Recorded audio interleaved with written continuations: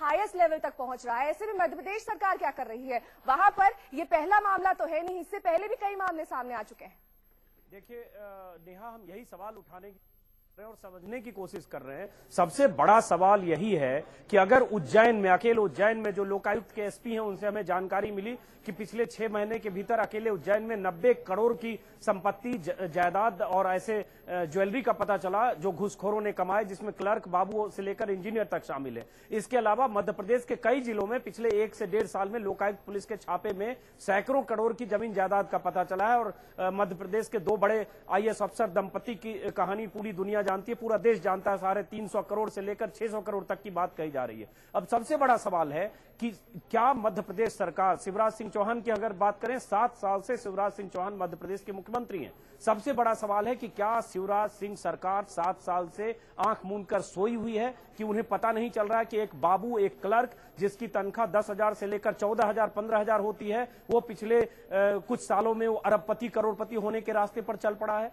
क्या शिवराज सिंह सरकार के रहते क्लर्क और बाबुओं को इतनी छूट है कि अगर वो करोड़ों कमा सकता है तो अंदाजा लगा सकते हैं कि राज्य में, सूबे में बैठे हुए अफसर और बड़े बड़े पदों पर बैठे हुए लोग कितनी कमाई कर रहे होंगे? क्योंकि ये सवाल हमारी तरफ से है कि ये मुमकिन ही नहीं है कि अगर निचले तबके का, जो सबसे निचले पायदान पर जो कर्मचारी, बाबू, क्लर्क, इंजीनियर जो भी है, अगर वो सैकड़ों करोड़ की जायदाद अर्जित कर रहा है, अगर वो 10 करोड़ 20 करोड़ की जायदाद अर्जित कर रहा है, तो ये मानने में गुरेज नहीं कि ऊपर बैठे लोग भी उससे दुगनी चौगनी संख्या में इस तरह से नाजायज दौलत जमा कर रहे होंगे। अब यहाँ सवाल शिवराज सरकार की पूरी तरह से जिस ढंग से 7 साल में गवर्नेंस है, उस पर एक सवाल उठा है और एक सवाल या निशान है जिसका जवाब सरकार को देना चाहिए और सरकार को देना होगा। क्योंकि जब तक सरकार ऊपर से सख्ती नहीं करेगी तब तक डाउन द लाइन ऐसे पकड़े नहीं जाएंगे। और अगर सरकार सख्त होगी तो कोई भी बाबू, क्लर्क ऐसे 7 साल 5 साल में करोड़ों की जायदाद अर्जित नहीं कर सकता। नेहा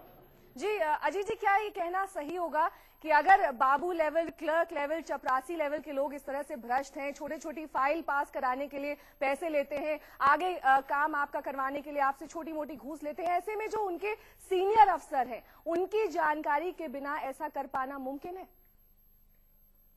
अगर चपरासी, उज्जैन के किसी सरकारी महकमे का चपरासी और क्लर्क अगर 10 करोड़ 15 करोड़ की जायदाद अर्जित करता है, उसकी तनख्वाह 12 से 14,000 है, तो क्या जो उसके बॉस हैं, जो फाइलों पर जाहिर है चपरासी दस्तखत नहीं करता होगा, फाइलों को जाहिर है क्लर्क क्लियर नहीं करता होगा, क्या वो ईमानदार लोग हैं? अगर ऊपर बैठे ईमानदार हैं तो कैसे उनका चपरासी और क्लर्क करोड़पति हो रहा है? यही बहुत बड़ा सवाल है। कुछ देर पहले हमारे संवाददाता प्रवीण दुबे ने बताया कि कुछ बीजेपी नेताओं से उनकी बात हुई। उन्होंने कहा कि चूंकि यहां राज्य सरकार बहुत सख्त है, इसलिए करप्शन के मामले उजागर हो रहे हैं और हम बहुत सख्ती से कार्रवाई कर रहे हैं, इसलिए ये लोग पकड़े जा रहे हैं। दूसरे राज्यों में इतनी सख्ती नहीं है। इस आधार पर अगर सरकार को क्लीन चिट मिलना चाहिए तो फिर ए राजा या कनिमोई या जो बाकी लोगों ने लूट मचाई, फिर उसके आधार पर मान लिया जाए कि उनको जेल भेज दिया, या इसलिए यूपीए सरकार में सब लोगों को क्लीन चिट मिल गया क्योंकि आपने करप्शन को पकड़ लिया। लेकिन सवाल उस 7 साल का है, सवाल उस 7 साल की गवर्नेंस का है जिस 7 साल में लूट हुई। और अगर 70 करोड़ अकेले उज्जैन में अगर 70 करोड़ की जायदाद बरामद होती है तो उज्जैन जैसे न जाने कितने जिले हैं और ऐसे 7-8 लोग पकड़े गए जिनसे 70 करोड़ की जायदाद बरामद होती है। ऐसे 700-800 लोग होंगे जो करप्शन के सरताज होंगे मध्य प्रदेश में, और इसकी जांच होनी चाहिए। और मुझे लगता है जांच की आंच कहीं न कहीं ऊपर तक जाएगी, और जाएगी तब पता चलेगा असलियत क्या है। लेकिन सवाल ये उठता है, क्या छोटी मछलियों को पकड़कर लोकायुक्त पुलिस चैन से बैठेगी, या लोकायुक्त पुलिस में इतना मादा है कि वो बड़ी मछलियों तक भी उनके हाथ, बड़े लोगों की गिरबान तक उनके हाथ पहुंचेंगे? नेहा जी सवाल है, नेहा, जो आपने पूछा।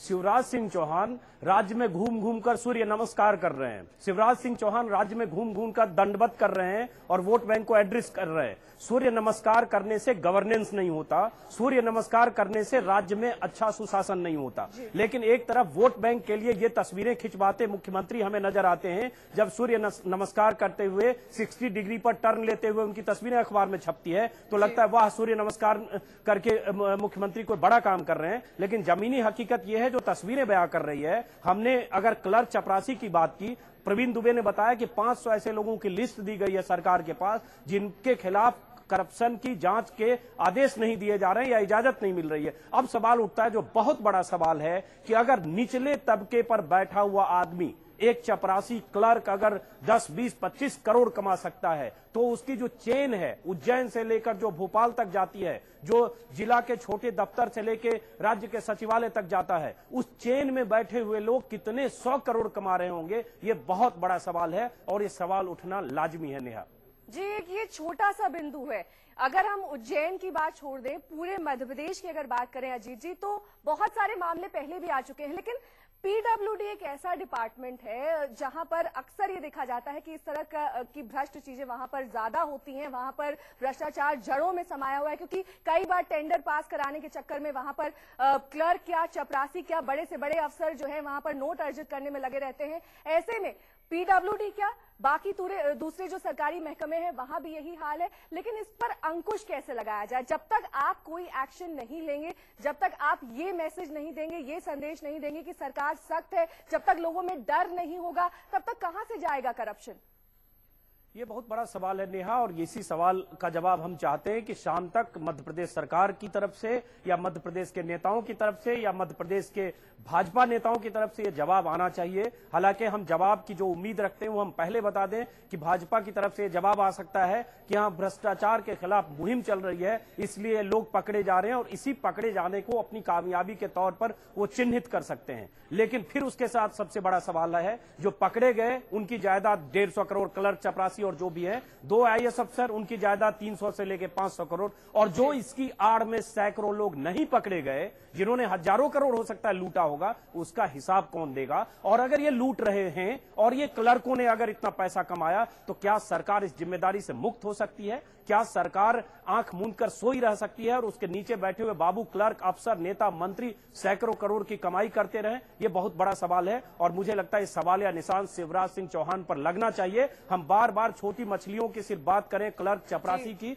और सत्ता में बैठे लोगों की बात न करें, उच्च पदों पर बैठे अफसरों की बात नहीं करें, तो शायद गलत होगा, क्योंकि ये सीढ़ी जो नीचे से शुरू होती है ऊपर तक जाती है।